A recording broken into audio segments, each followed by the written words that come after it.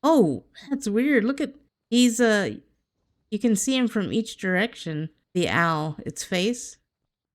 Hey everyone, this is CLRgaming. If you're new here, welcome. If you're returning, welcome back. It's good to have you guys. And welcome to another update video for the Smallands. Oh, that's right. There's actually been another update video. It came out November 22nd. I know I'm a little late getting it to you, holidays and things like that. Also, this is a different type of update video. It is a quality of life one. You're going to see a lot of things that we've been asking for a long time that we've finally gotten. So there are a lot of changes, but not a lot of stuff to go through. I don't see this video being that long, but like I do with all my other update videos, there will be timestamps down below if you're looking for something in particular. If you're new here, consider subscribing. Please leave a like on the video. I make update content for Smallands. We also have a Let's Play series that's going on, Season 2, so check that out. And we also play other games and just have a lot of fun. So if you like to have a good time, not take yourself too serious, and watch a woman struggle through some gaming, come join us. Become one of us. With all that YouTube stuff out of the way, let's get into the content, huh? And the first thing that we're gonna see, it's not the first thing on the patch notes. I'm gonna go through the patch notes in order, but I have to talk about this one out of order because you're gonna notice it right away when I put the HUD back on. Do you see that up there where the compass is? They've added, where is it? Improved information, nope, that's not it. Just kidding. Improved information delivery in compass. So they've added time of day, weather dial, distance and height indicators for pin markers, and rework some icons to be more intuitive. So now we know it is a sunny day and we are heading towards nighttime. It's actually time to lay down, go to sleep, rest our weary head.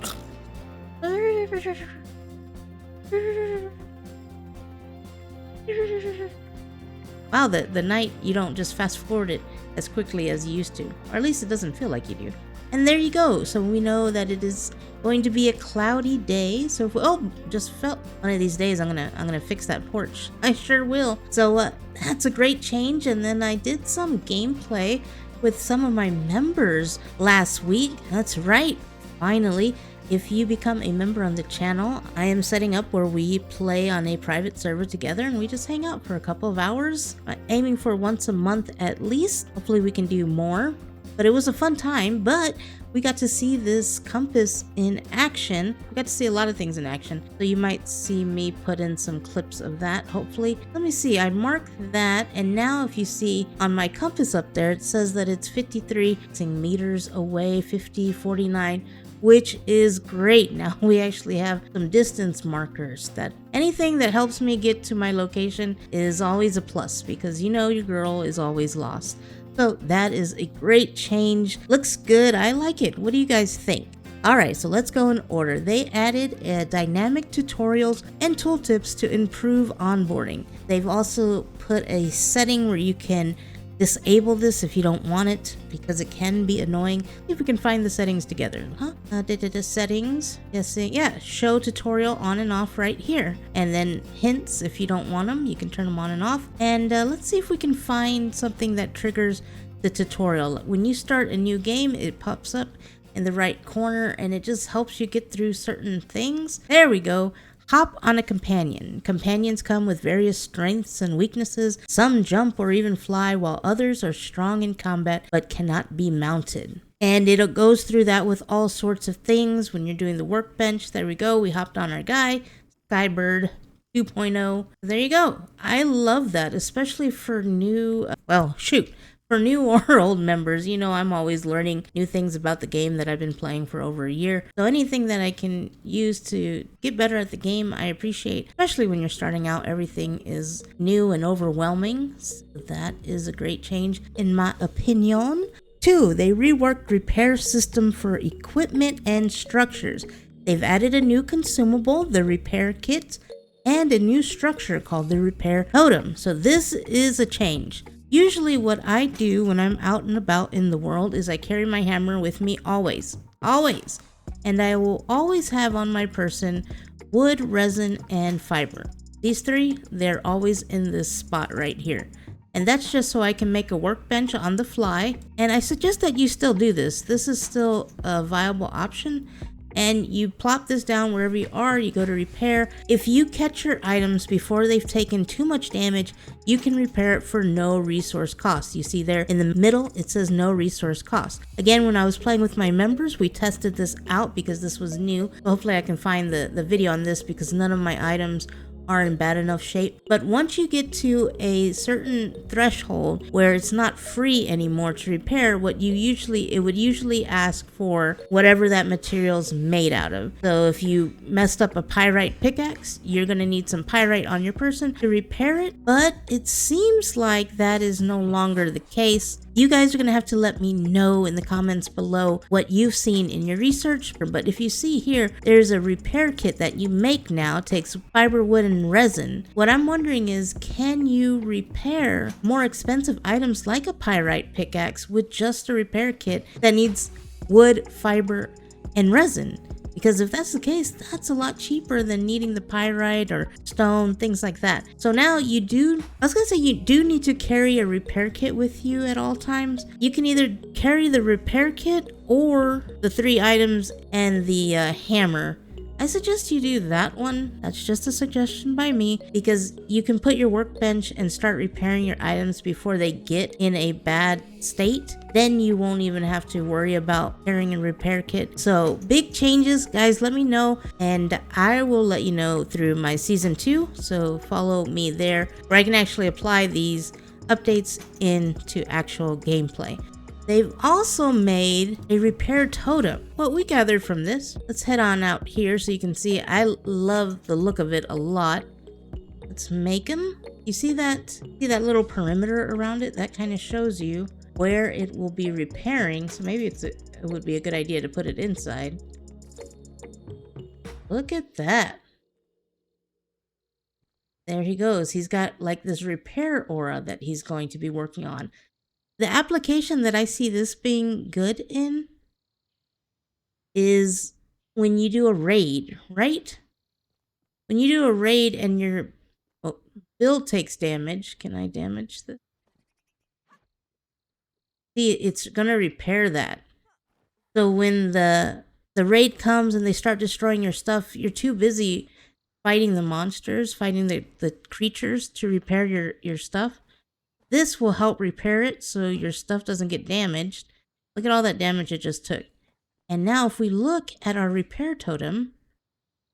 Oh. Okay, you want to talk about it? Oh, he is busy. My base was really messed up. I'm trying to show, and I don't know how I can get to. Oh, maybe with the hammer. Oh, yes. You see, he is 53% now. So they have a quote-unquote health bar. He only does so much repairing. I don't know what happens if you dismantle. Let's do. I think he's actively repairing parts of my base that were just beat up. Which is pretty cool. Oh, that's weird. Look at... He's, you can see him from each direction. The owl, its face. Oh. So there you go. That's a neat new item that they've added to the game. I'm seeing it applicable for raids. What do you guys see it for? Even right there, it helped fix my base and fix things that I probably didn't even know were broken. But you know me, I'm always accidentally slashing my base with my sword. So those are the 2 new things with the repair kit and the repair totem. Me gusta, me gusta. What's the next thing on the list? Improved information delivery in stat panel. Added more info regarding armor rating, cold protection, movement speed, damage dealt, and damage resistances. So now if we look inside, ooh, hello, hi. Let's zoom out a little bit. If you look, the UI looks a little different. Let's take a look at our armor. This here doesn't look too much different, but what does look different is over here. So now we have an overview. All these armor pieces are giving us 182 protection. We get 39 cold protection from this, which is medium. That's new. Before we knew that we had a certain amount of cold protection, but is that good? Is it bad? Here we have an indicator. And then what's this 27 to 37? Is that the damage we're doing? Is that what we're getting from the sword? Yes. And then if I take the sword away, okay, and then we get a resistance. This is from the armor. Blunt resistance. So total of 9. Ah, I see. I understand. But let's grab a different armor, shall we? Girl knows she's always looking for an excuse to show off her closet. Oh, if only they would add armor stands. It's gonna happen one day, people. I'm keeping the faith. It's gonna happen, and then I'm gonna have armor stands with all my beautiful armor items on it. And it's gonna be glorious. It will be glorious. Let's grab something that has a lot of cold protection. I was getting distracted because there is the healing armor that could be interesting to see. Boop, boop, boop. I have the helmet off, but there you go. Bam. This offers 47 cold protection, only 76 armor. I'm pretty sure I put the wrong pants on. Yeah, that's not the pants I want. There we go. So then now our resistance plus 12 to poison, it looks like. Oh, it doesn't mention the healing factor that this recovers your health. Okay, can't have it all. That's still considered medium. Oh god, I'm naked. I've done it again. Can't keep getting away with this. There we go. So that's awesome. A nice little change. Anything else looking a little different? This is probably a little more organized. Attributes doesn't look like it's changed too much. And the camps, which have changed, but we'll talk about that a little later. That is the change as far as the improved stat panel. We've talked about the compass. Next one, they've added an option to toggle automatic gathering from inventory and nearby chests for fuel when crafting at a crafting station. Added also option to prioritize and exclude fuel resources. So let us take a look at the forge. Let's see if they're close enough. So here you go. This is the new change that they've made. Autofill fuel. You can turn that on or off, whether you want this to pull items out of your chest. So if you don't want it to grab anything, just unclick that. And then if we hit this gearbox, we can tell it, yes, you can grab bark and use bark, or no, don't use that. I need that for building. I don't want you to use that as fuel. So here you can kind of go through the list of what you want it to use, and then you can prioritize. First, use wood. Never ever use my ironwood, or however you want to set it up. This is awesome. It also helps make the use of fuel, which a lot of people were not a fan of when it first came out, a little more palatable. It's not as bad now that it gets it automatically and you have more control over what it uses. And remember, it is also on the sliders.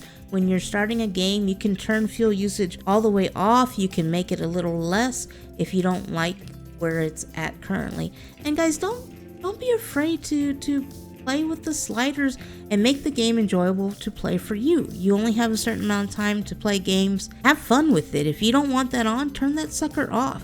There are so many things that they've added sliders for, which I'm very happy about, that you can mess with. Crafting time is another one. If you don't want to be waiting for items to craft, turn it off and you can get instant crafting. If you like that adds to your realism, then go ahead and keep that on. Enjoy the game. Don't let anyone tell you or make you feel bad for playing a certain way. Right? Alright, that's my tangent. I'm off it. What else? I was really hoping with that they would change, and I hope they do it, guys. When you're using a hammer to build, like I was trying to build that repair totem, but I didn't have all the items on me. I really wish it would just pull from your chest. I don't think it's doing that. We know for sure that I have everything I need. Let's put the stone away again that I have on me, right? So now if I try to build another repair totem, it won't build it, but I do have the items. I wish there was a way that my hammer would talk with the items in my chest. That would be amazing. Don't you guys agree? Because if you're building, then it would just pull resources out from your chest. You could just put a few chests in the middle with wood or stone or metal, whatever you're building, and it would automatically do it. Oh, please. That's what I thought it was. And when I realized it wasn't, it became a sad little panda. But I'm grateful and I'm happy for what we have. Let's see. Well, we're not done. There's still some stuff they added. Recipes can now be pinned in HUD up to a max of 4. You shut the hell up. You shut it right now. How do I pin? Oh, middle click. So where does that show up? Oh my god. They've done it. Pin recipes? Oh, that would have helped me so much. And it says you can do 4, right? Can I do like a torch? And oh my. It looks good too, doesn't it? I like the look of that. Grasshopper scythe and something from the forge. An iron axe. Yes, me gusta. Hidden recipe C codex. Oop, wrong button. Yes, and you could always do this with the and there's your pinned. Do I unpin? Oh, and you can unpin right there for quick. That's nice. You could always go to your codex and look up how to build something, but now there's an easy little pinned recipe thing. I love it. I love it. What else? Frequency of storms can now be adjusted in world settings. Hallelujah. I've disappeared. A miracle. It's the table. I'm messing up my hallelujah. Hallelujah. Hallelujah. I don't know why I try and sing. I'm going to edit the real thing over it anyway. But yes, now under the sliders, storms are something that you can increase or decrease, which is great because I've felt, especially in the last few recordings, that storms were happening so often that it kept messing my flow of the recording. So now you can bring that down a little bit. I don't know what that sound was. I don't know. But I like the change. Great change. Minor art improvements, assets, polishing. I haven't gone through everything to see what has changed or hasn't changed. Liking the way things are looking cleaner. I like the way the pinned recipes look. So if you see any changes notable that you picked up on, please let me know so I can check that out.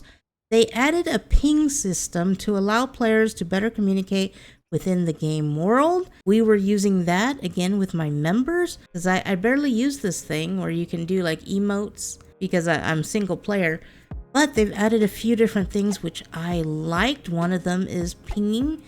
So we were getting lost out there and we were able to ping a location like that. Is neat. I don't know if there's a way to ping on the map so your group can see. If that's not a thing, I wish it was because I was trying to do that when we were playing together. But even that is helpful. That helped us a little bit in our gameplay. And if you notice over here, there's also a follow and stay button. So now you can tell your companions to follow without needing to be near them. It acts like the whistle. So if you don't want to carry a whistle on you all the time, where is my whistle? Do I not have my whistle on me? I always have a whistle on me. You can use that now, which is awesome. And if you tell them to stay, they'll stay right there. You go do your thing. Oh, that is so good. That's a big reason why I carry a whistle around with me, but it's a pain because it takes up inventory slots. And that's the next thing. It is now possible to give follow and wait commands to all companions in party through the interaction wheel without needing the pet whistle. And the last was other minor bug fixes, and it doesn't really go into detail of that. I feel like I missed equipped items now won't take space in inventory, having their own slots to be assigned to them. This kind of goes with the whistle thing.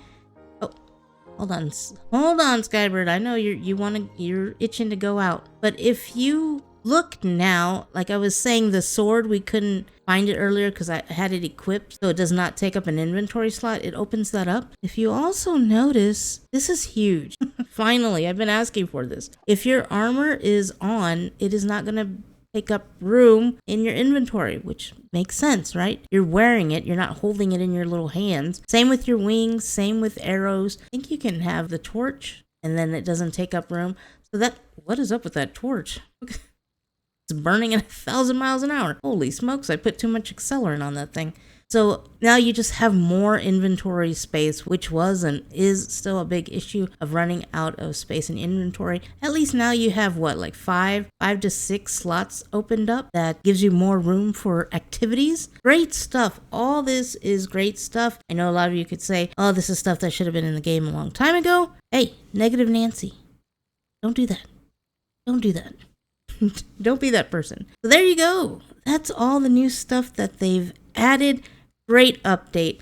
Some may say a lot of things are long overdue, which I can agree with you, but I am glad that they are in the game now. And like I've mentioned before in previous updates, especially when the quote-unquote integration between Merge Games and Maximum Entertainment happened, I know a lot of the community was really worried that this game was going to be neglected or abandoned. And as far as I can see, that is not the case. They're still working on it. They're improving it and making it better, which warms this heart because you guys know, and I know you all enjoy the game, you love the game, and you want to see it continue to flourish and improve. And this is just steps towards that end goal. So you guys, let me know what you think of the update. Some of you have mentioned there are some new faction things that were added in the campsite update that I completely overlooked and did not mention in my campsite update.